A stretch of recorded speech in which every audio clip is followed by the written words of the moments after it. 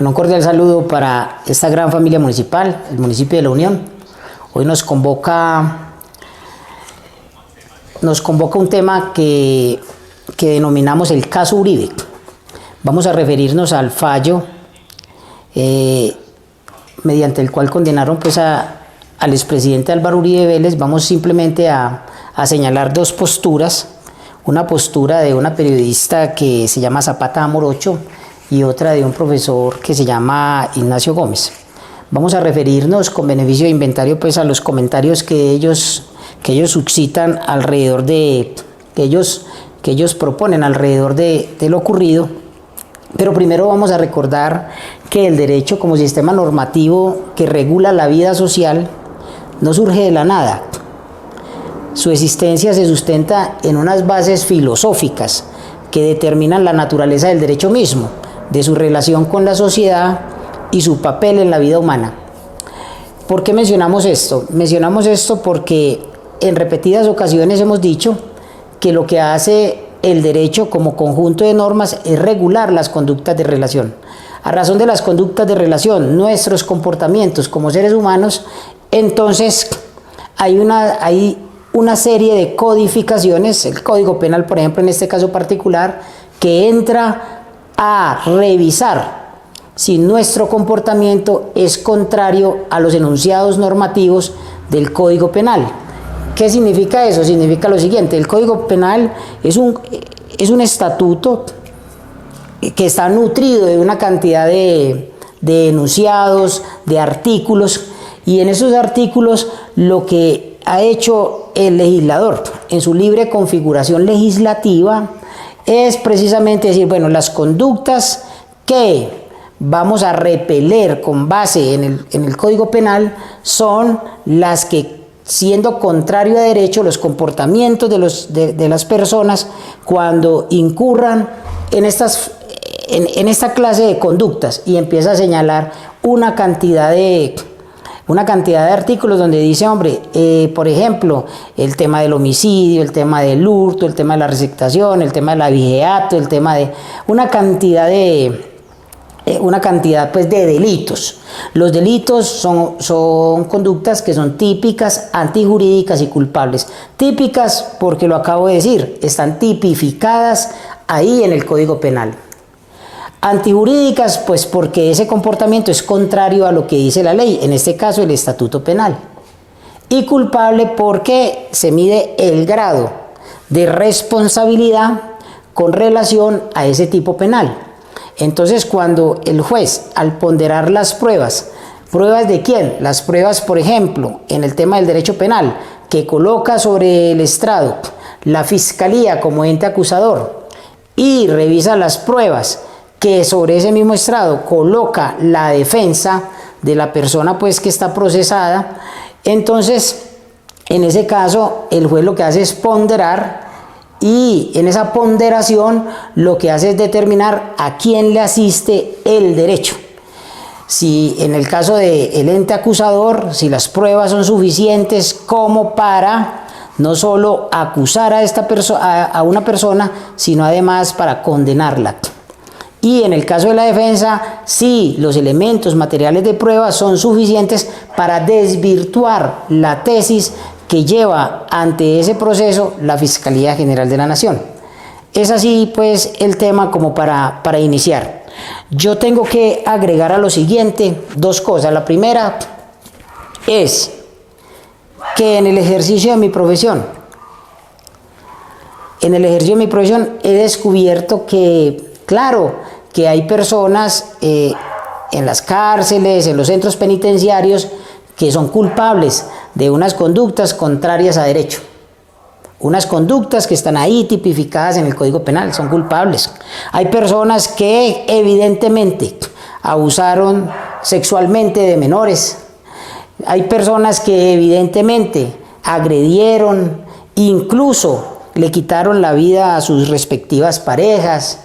Hay personas que evidentemente incurrieron en actos de corrupción, por ejemplo, en el caso de la administración pública. Hay una cantidad de personas que son responsables de los tipos penales que la Fiscalía en su momento les endilgó. Pero también tengo que dar cuenta, vuelvo y repito, en el ejercicio de mi profesión, y es que también en las cárceles hay una cantidad de personas privadas injustamente de la libertad. ¿Por qué? Por dos razones. Primera, porque tuvo una mala defensa, una defensa que no fue lo suficientemente técnica como para demostrar de que esta persona no fue responsable de ese tipo penal que en principio le endilgaron en una audiencia, por ejemplo, de imputación de cargos. Y se le convirtió eso en toda una novela que hay autores del derecho penal que consideran el proceso penal como una tragedia familiar. Lo otro es que, por ejemplo, las personas se encuentran frente a una administración de justicia donde un juez, una jueza, estando, por ejemplo, con la fiscalía, terminan condenando a una persona sin las pruebas suficientes de su responsabilidad en el delito que le endilgan. ¿Eso cómo lo explico? Lo explico de la siguiente manera. Hay ocasiones donde, por ejemplo, el juez o la juez de garantías realmente no es de garantías. Desestima incluso los principios rectores del derecho. O sea, cuáles principios, cuál presunción de inocencia, cuál que esta persona no representa un riesgo para la comunidad, nada, o sea, simplemente lo infiere y ya, o la fiscalía dice a esta persona hay que meterla ahí. Y también tiene que ver un tercer factor, y esto lo digo aclarando lo siguiente: no son todos los jueces.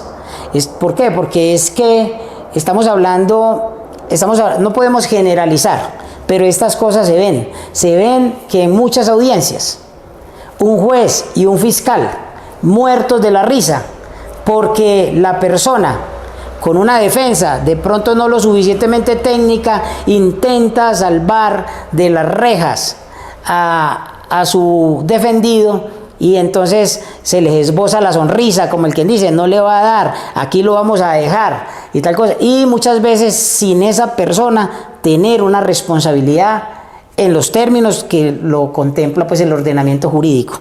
Esas cosas me ha tocado presenciarlas, y esas cosas de alguna manera también se percibieron en el caso de Álvaro Uribe Vélez. Es decir, es como una pretensión incluso que pisotea la dignidad, ni siquiera del procesado, sino de todo el sistema normativo que regula la vida social en un país como Colombia.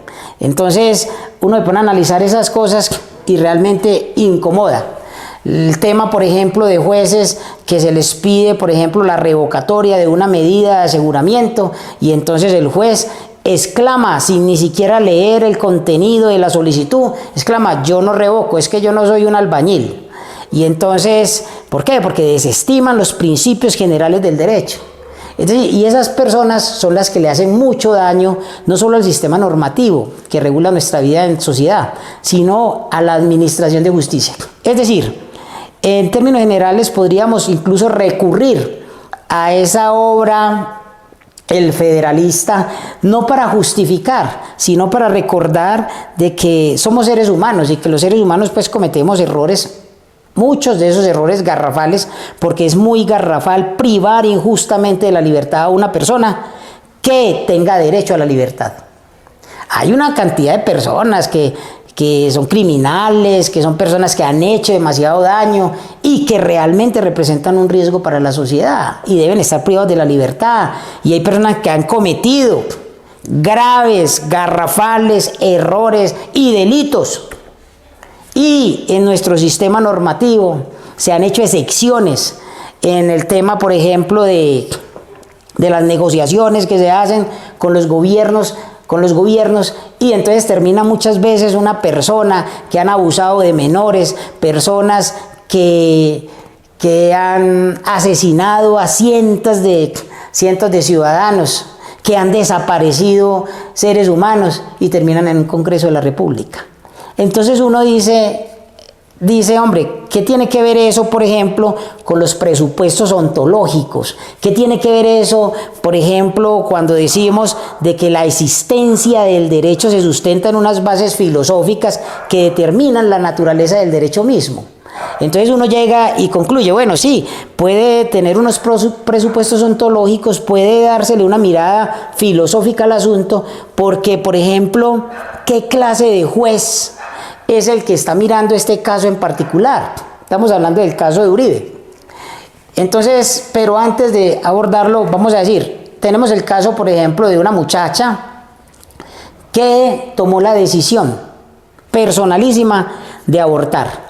Entonces, en este tema de presupuestos ontológicos nos encontramos con un juez, por ejemplo, que de alguna manera está casado con esa corriente iusnaturalista, el iusnaturalismo. Entonces, ¿qué podría hacer ahí el juez? Defender el derecho a la vida del feto. Y entonces, defiende el derecho de a la vida del feto basándose en el principio de la dignidad humana. Si ese juez está casado con el tema del iusnaturalismo, es decir, él, dentro de su formación académica, dentro de su forma personal de ser, y por eso señalaba yo el tema del federalista, que dice, hombre, si los hombres, si las personas fueran ángeles, no se necesitarían gobiernos, no se necesitaría que ni siquiera hubieran prisiones, que ni siquiera se tuviera que administrar justicia. ¿Por qué? Porque habría no el imperio de la ley, sino el imperio de la razón. Y a través de la razón resolveríamos esa cantidad de problemas coyunturales que de alguna manera amenazan la sana convivencia. Si el juez está casado con el positivismo jurídico, entonces frente al aborto de esa muchacha, el juez lo que se limitará es a aplicar la ley vigente, independiente de sus creencias personales. Es que yo creo que el doctor Álvaro Uribe Vélez, dice la juez, sí tiene mucho que ver con esas conductas que le endilgan, y no solo con esas, sino con las que dieron tránsito, a las que fue objeto de las diligencias en el juzgado, porque detrás de todo eso hay otra cantidad de señalamientos contra el expresidente. O el juez que está frente al asunto, en el caso de la muchacha del aborto, se puede inclinar por el realismo jurídico. El realismo jurídico es el derecho en acción. Entonces el juez podría considerar las circunstancias de esa mujer embarazada. ¿Qué la pudo haber llevado a abortar? El tema de la situación de salud, que en la sentencia, hay unas sentencias de la Corte Constitucional que de alguna manera seccionan unos casos en los que es permitido, por ejemplo, el tema del aborto en Colombia. Entonces, hombre, ¿cuál es la condición de esa mujer embarazada? ¿Cuál es la salud de esa persona? ¿Cuál es realmente su situación económica? ¿En qué condiciones quedó embarazada? Esas cosas son las que también uno tendría como ciudadano que analizar. Y entonces uno se pone a observar, por ejemplo, porque el proceso fue público, hubo un procesado siempre ahí dispuesto a asistir a las diferentes audiencias, a estar atento, a estar presente, incluso renunció al derecho a guardar silencio, participó, dio sus puntos de vista, hizo solicitudes. Entonces, en este caso, pues, en este ejemplo al que acabo de referirme, con respecto a los presupuestos ontológicos, entonces lo que también habría que analizar uno como ciudadano es, hombre, ese juez de alguna manera tiene una inclinación iusnaturalista, ese juez está inclinado por el positivismo jurídico, ese juez está interesado en el realismo jurídico. Hay unas realidades que uno tiene que considerar en la administración de justicia para entrar a esas conclusiones a las que llegó, por ejemplo, una juez como la que condenó al presidente Álvaro Uribe Vélez. Por ejemplo, esta periodista de La Silla Vacía, Zapata Morocho, por allá en agosto, a principios de agosto del mes, pues que ya casi finaliza, decía, hombre, Uribe fue condenado por manipulación de testigos en primera instancia a 12 años de prisión domiciliaria y a una multa de 2.400 salarios mínimos. La jueza le dio 3 años más de cárcel de lo que solicitó la fiscalía. Y eso generó, pues claro, un debate sobre la proporcionalidad de la pena. En cuanto al tema de la proporcionalidad de la pena, voy a hacer un paréntesis, y es que, por ejemplo, cuando ocurren delitos muy graves, más que todo en contra de los niños, de las niñas, de los adolescentes, que son muy graves en realidad, entonces la gente empieza a comulgar, a estar de acuerdo con propuestas, y eso se llama eso tiene un nombre, y eso lo denominan populismo punitivo, y entonces empiezan a decir, no, es que hay que meterles cadena perpetua. Y entonces le metemos cadena perpetua a un abusador sexual de niños, de niñas y adolescentes, y a una persona que mata, que asesina, que incurre en el homicidio de su propia esposa o de una persona. Entonces a esa persona le meten 40, 50 años, 30 años. O sea, el tema de la proporcionalidad, lo que hay que analizar ahí es el daño. Sí, todos dos, hay daño ahí. En una hubo desapareció la persona, la mató, la asesinó. Y en la otra, pues sí, sigue un niño, una niña, un adolescente, con unas secuelas, pues, que le van a durar toda la vida. Y esa persona, entonces la gente dice, no, cadena perpetua. Entonces, todas esas son las cosas, pues, que hay que evaluar. Y la cadena perpetua, pues, no existe en nuestro ordenamiento jurídico. En este momento no está vigente esa figura. Ahora, a la lectura de la condena, que fue una condena, pues, de 1114 páginas, le siguió la orden de captura inmediata. Y es por eso que la reflexión que estamos haciendo es hasta qué grado podría considerarse de que esa privación de la libertad a la que o sea, en esa captura inmediata, pues, que esa orden de captura que señaló la juez contra el presidente Álvaro Uribe es injusta o no. Entonces, a esa lectura de la condena le siguió, pues, la orden de captura inmediata. Sí, se acaba el proceso y usted se va de prisión, en este caso domiciliaria. Y entonces, y su reclusión, pues, se determinó que era en el municipio de Río Negro. El expresidente intentó tumbar esa orden, ¿cómo? A través de una acción constitucional. Las acciones constitucionales de las que nos habla la Carta Política, en este caso de la acción de tutela, artículo 86 constitucional, lo que hace es procurar ante otro juez, pues ni más faltaba que fuera contra ella misma, es demostrar ante el juez que hay una vulneración flagrante contra los derechos fundamentales. Es decir, es que aquí se atentó a todas luces contra el derecho a la libertad. Independiente de la posición social del expresidente, lo que hay que analizar en este caso particular es en él como persona. Es una persona que no está huyendo de la justicia, es una persona que es frentera, es una persona que ha dado la cara a todo este proceso y no está ni siquiera, siempre ha señalado de que tiene la disposición de enfrentar este proceso. Recientemente incluso dijo, yo no estoy de acuerdo con que esto precluya, yo lo que necesito es que esto se resuelva de fondo.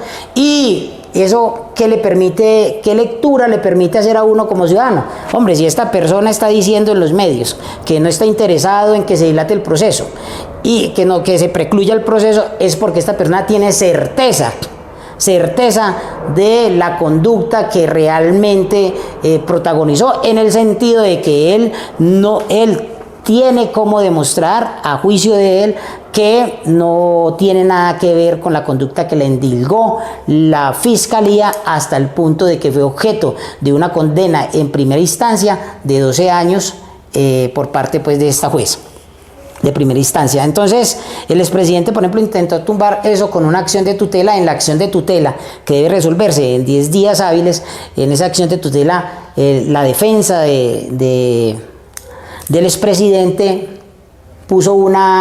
recurrió a una medida cautelar. La medida cautelar es una medida previa, es decir, se le dice al juez, señor juez, mientras usted contesta en 10 días esta tutela, sírvase ordenar de una vez la libertad del expresidente. Y el juez que le tocó resolver la acción de tutela no aceptó la medida cautelar. Pero al terminar los 10 días que tenían para responder la acción de tutela, supone uno que ellos consideraron de que la medida cautelar no se daba porque para ellos era necesario revisar bien todo el contenido de ese fallo para entrar a definir si hubo o no entre comillas, una extralimitación en la medida de solicitar esa orden, de ordenar esa captura inmediata para el expresidente. Entonces, finalmente, en la acción de tutela, en el fallo de tutela se dice, hombre, aquí no tenía por qué, o sea, no habían elementos suficientes para ordenar la captura inmediata del expresidente. Y entonces, ¿por qué? Pues porque a todas luces hay una vulneración. Estamos hablando de que la acción de tutela es para demostrar la vulneración a derechos fundamentales. Sí encontró el tribunal que hubo una vulneración, en ese fallo hubo una vulneración de derechos fundamentales al expresidente y en consecuencia ordenó la libertad inmediata del expresidente Álvaro Uribe Vélez, y entonces en este momento está en libertad. ¿Hasta cuándo? Hombre, ojalá hasta siempre.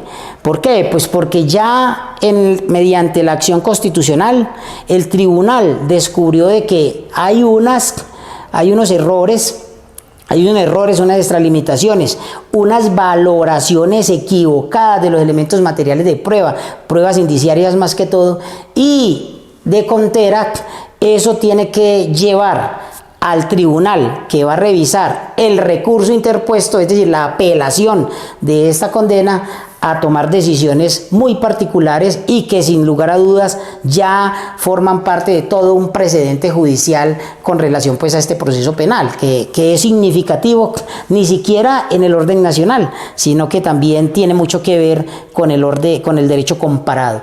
Va a ser objeto esto de los estudios del derecho, no solamente aquí pues en Latinoamérica, sino en el mundo. Ya eso pues lo ha visto la ciudadanía en los mismos medios, ¿cierto? El impacto, la reacción incluso de los Estados Unidos con respecto pues a este tema. Ahora, la discusión, si estoy de acuerdo o no, yo simplemente estoy aquí señalando dos posturas, una que de alguna manera lo que hace es unos cuestionamientos desmenuzados al caso Uribe, y otro que de alguna forma considera de que la jueza estuvo en todo su, o sea, el fallo fue conforme a derecho. Cada uno tiene sus particularidades. Yo, por ejemplo, en lo personal considero que los jueces no se pueden desprender de esos presupuestos ontológicos, no se pueden desprender de los principios generales del derecho. El juez de garantías, por ejemplo, en el caso de los jueces de garantía, tienen que acogerse, afincarse a esos principios generales del derecho, a esa presunción de buena fe. Hay que analizar y ponderar muy bien. No soy yo el más llamado pues a decirles qué tiene que hacer un juez, no estoy refiriéndome en esos términos, pues simplemente académicamente estoy diciendo lo que he venido viendo en muchas audiencias a las que he asistido con respecto al derecho penal, y uno como abogado se molesta cuando, por ejemplo, el juez, que tiene todo el derecho del mundo pues a sonreír y esas cosas, pero lo que pasa es que uno se pone a pensar como abogado, y yo, bueno, esta juez se está burlando del procesado, se está riendo del procesado, o se acordó, como dicen por ahí, que el que se ríe a solas pues de sus picardías se acuerda. Pero estamos en un proceso penal, un tema donde lo que se está debatiendo es la libertad de una persona, la libertad como principio rector del ejercicio efectivo de los demás derechos. Claro está, de que por encima de la libertad está la vida, pero ¿para qué la vida sin libertad? La libertad es fundamental para el ejercicio efectivo de todos los derechos, y por eso en la misma Constitución Política de Colombia están consagradas las acciones constitucionales, el caso de la acción de tutela, para buscar amparo, buscar la tutela de esos derechos fundamentales que yo considere que están conculcando en contra mía. Entonces, según el equipo de defensa, la captura inmediata viola sus derechos fundamentales, ¿cierto?, a la dignidad humana, la presunción de inocencia y el debido proceso. Esos tres elementos son los que a los que alude, por ejemplo, la defensa: la dignidad humana, artículo 1, la presunción de inocencia, artículo 83, el debido proceso, el artículo 29. Todas esas cosas uno se pone a analizarlas y además también recordar de que en el Código Penal, la parte inicial del Código Penal, pues parte es de unos principios. Entonces la defensa se afincó ahí. Hombre, aquí hay una vulneración a derechos fundamentales como la dignidad humana, la presunción de inocencia y el debido proceso. El Tribunal Superior de Bogotá rechazó la solicitud de medida cautelar pero dijo que seguirá estudiando la tutela. Estudió la tutela y en el fallo de tutela ordenó la libertad inmediata del expresidente Álvaro Uribe Vélez. Entonces, también hay otro elemento al que se alude, por ejemplo, por parte de la silla vacía, de esta periodista. A mí me llamó poderosamente la atención algunas y por eso tomé los extractos de esa columna de ella. Por ejemplo, la recurrencia de ella al artículo 49. Al artículo 49 regula el deber de cortesía. Estamos hablando de que en el orden internacional, hay unos códigos. Hay un código, por ejemplo, de ética.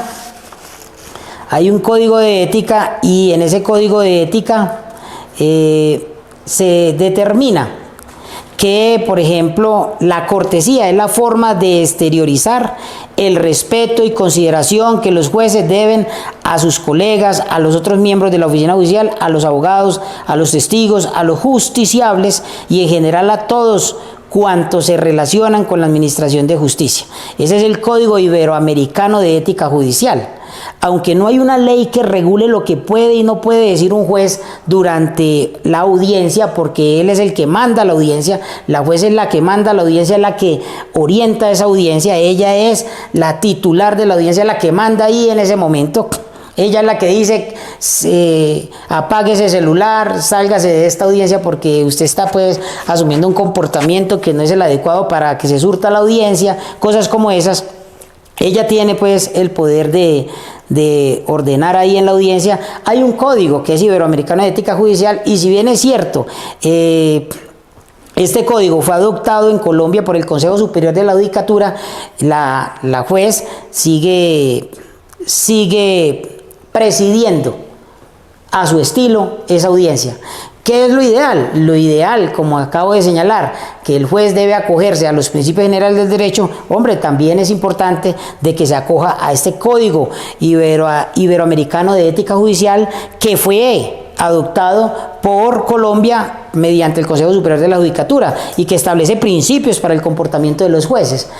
¿A qué me estoy refiriendo? Me estoy refiriendo al tema, por ejemplo, de la importancia de la cortesía, la forma, por ejemplo, tosca, brusca, en que en muchas ocasiones se refirió, por ejemplo, al justiciable, en este caso al presidente Uribe. Entonces, la condena de Álvaro Uribe, en el otro punto de vista, el profesor Gómez dice que es importante tener en cuenta que la intensificación de las relaciones entre justicia y política no son exclusiones exclusivas del caso colombiano y que durante las últimas décadas hemos sido testigos de procesos de politización de la justicia y judicialización de la política que se deben, entre otras cosas, al incremento de conflictos relacionados con la criminalidad organizada y corrupción, así como por demandas de justicia frente a violaciones de derechos humanos. En conclusión, vamos a señalar lo siguiente.